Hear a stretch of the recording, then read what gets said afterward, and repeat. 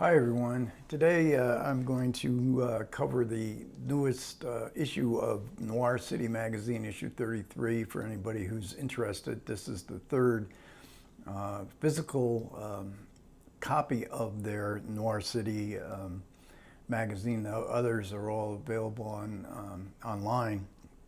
So this came, I'm also going to give a couple recommendations on some movie-related books.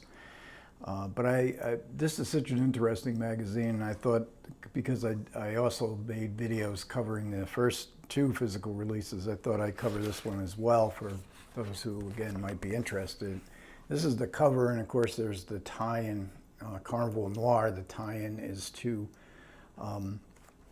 the recent remake of Nightmare Alley by Guillermo del Toro and Kim Morgan.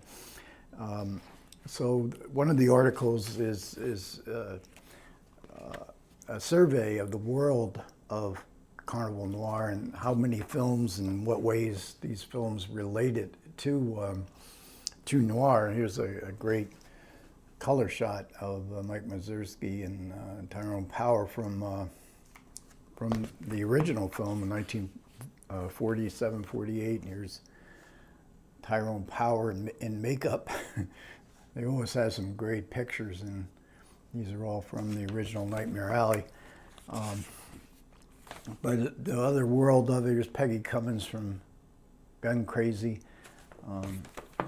And we get a shot of Kirk Douglas from Ace in the Hole, which became a carnival. And I believe it was originally released under the title The Big Carnival.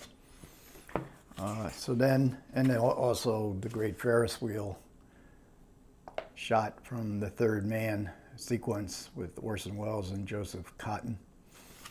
It also mentions I don't think there's a picture. Oh yeah, there is a picture from Strangers on a Train with the carousel and Robert Walker and Farley Granger. And you know, again, the story's been told many times that the old man who, if you've ever seen the film, he has to stop a runaway carousel and he has to shimmy his way underneath it. And the old man actually agreed to do it. And they were all terrified he was going to be severely injured. Then there's an interview with Kim Morgan and who co-wrote the screenplay of the remake with Guillermo del Toro. They are a married couple now. I've read her, I used to read her blog a lot. I don't know if she still updates it, her movie blog. And some very dark looking shots. Of course, the remake, which was really another adaptation of the original novel, which I've not seen. I haven't been going back to the movies yet. But of course, it tanked at the box office big time and didn't get really good reviews. Of course, everything tanks at the box office. Nowadays, you have to have a superhero movie or an action figure movie, with the action figures being basically superheroes. Any other kind of movie is not going to succeed at the box office. But I'm looking forward to seeing the film, and then we get a review of the film by Eddie Muller, who is the publisher of this magazine, the president of the Film Noir Foundation, and also the host of Noir Alley on Turner Classic Movies. Then we get a terrific article by Imogen Sarah Smith, The Dark Mirror, which focuses on Joseph Losey's Mr. Klein with Alain Delon. She talks about other doppelgangers in movies, but the focus is basically on Mr. Klein, which is playing on the Criterion channel currently. But I've refrained. I saw it in the movies years ago, but the rumor has been for months that it's going to be released by Criterion on Blu-ray. And I think tomorrow, I'm filming this on Martin Luther King Day, so tomorrow I believe is going to be the announcement of, I don't know what month, April or May releases for Criterion. And there's various other films that they talk about, including that include doppelgangers, and that's Vertigo. Of course, there's the Judy Madeline doppelganger, one of the most famous doubles, I guess you'd call it, in movie history. And Alan Delon is still with us and still a very popular actor, and this is Mr. Klein is often considered one of his greatest roles. And then we get a conversation with between Eddie Muller and Paul Auster, the novelist, and a solitary man, and he is quite a connoisseur of film noir. Some of his books, including I think this might be his first book, City of Glass, which is part of his New York trilogy. It's certainly film noir, or certainly noir, and he actually directed a couple of movies himself, so they were film noirs. Then we get Consider the Taxi Driver, the Cab Driver. This is a really good essay and survey, and this is from Dark Passage, and the cab driver there is one of the great unsung character actors. He usually only got one or two scenes. Tom DeAndrea. He was also on, I remember him from the Life of Riley, William Bendix TV show in the 1950s. Dark Passage, cab driver. There's quite a few others that are talked about, including John Payne in 99 River Street, where the cab driver is the hero or the anti-hero of the movie. And of course, you can't talk about Taxi Drivers without Travis Bickle and Robert De Niro. So a really interesting article. Then we have a article that really intrigued me, American Nightmare, and this spotlights what the author calls as a trilogy. And these were made in the 2010s. Sicario is one of them. Hell and High Water, another, and Wind River is the third of this trilogy. All written by what's his name, Taylor Sheridan. And I've seen Sicario. I haven't seen the other two, but I want to see them now after reading this article, because it really does. It really does show the connections between the three films and their noir, elements to it. Then they always have somebody write my favorite neo-noir. This month it's on Collateral, the Jamie Foxx and Tom Cruise movie directed by Michael Mann. Good article on that. Then we get some film reviews, Blu-ray reviews, including Elias Nickbeal, Night of a Thousand Eyes. Both of those I had video discussions on in the past few weeks. Really good movies. Highly recommend both of them. And then we get some book reviews, and I love reading movie-related books. I think the one I'm going to probably get is Fun City Cinema, New York City and the Movies That Made It. And that got a rave review in this issue. And then on the back cover, as always, they give some really good artwork, and we see three covers for the what's his name? William Gresham. I'm in bad light. William Lindsay Gresham is the author's name, and they actually have a movie tie-in over here.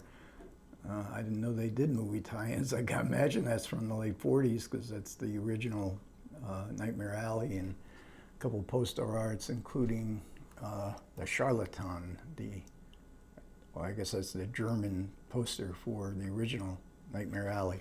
So again, a really good magazine. I mean, I just absolutely love it. So I thought I'd share my enthusiasm with you.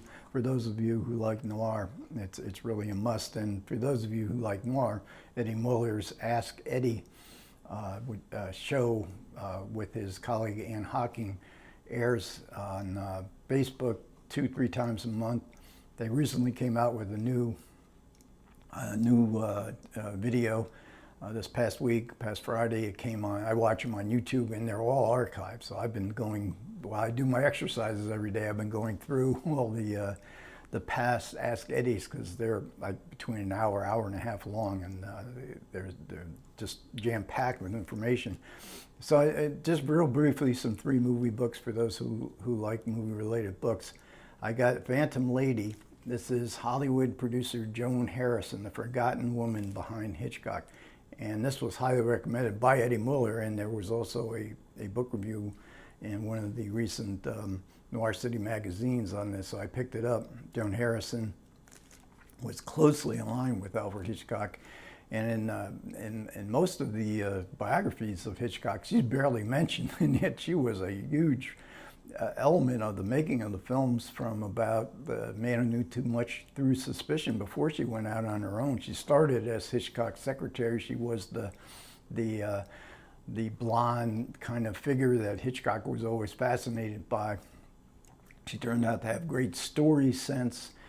She had great producers. She had the element. She knew how to produce. She was really a protege of Hitchcock, but almost like a member. Well, she wasn't almost. She was pretty much a member of the family when their daughter Pat was born, and they would travel.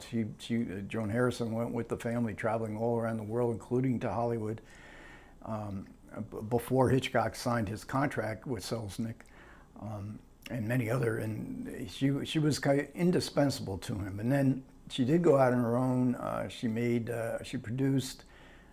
She also gets writer credits on several of the Hitchcock movies, but she was basically like a creative producer.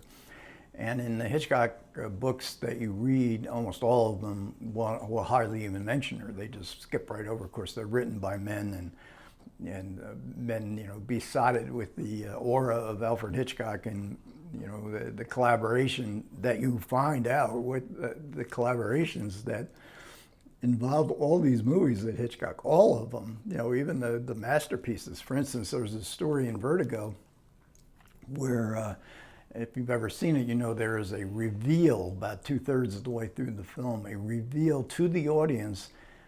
A crucial element of the plot is revealed to the audience, but not to Jimmy Stewart. So the suspense is, when will Jimmy Stewart figure out the reveal, and how will he act once he figures that reveal out? But Hitchcock, and that was sort of a last-minute addition to the film. But Hitchcock was not convinced that this was the right way to go. So when they had their final screening, where they were going to prove what the final edition was going to be, it was argued by several people in that screening that you got to drop that. So they showed it, they dropped it, they re-edited it, they edited it out, and they had to put some kind of transition scenes back in. So they actually had 2 versions, and they watched them as a group, the production team and Hitchcock, and they said, no, we got to go with the without the reveal. And Hitchcock was convinced of it, but there was Joan Harrison and another close associate of Hitchcock were really angry about that. They said, no way, we have to keep that in there. And there was a heated argument. Joan Harrison was not part of the heated argument, but she lobbied very much to keep the reveal in. And then Hitchcock was finally convinced of doing that, but it caused a great deal of behind-the-scenes animosity.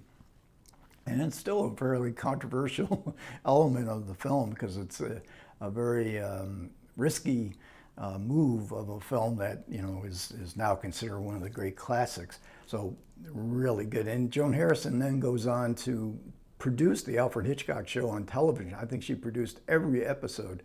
And so there's a great behind-the-scenes Norman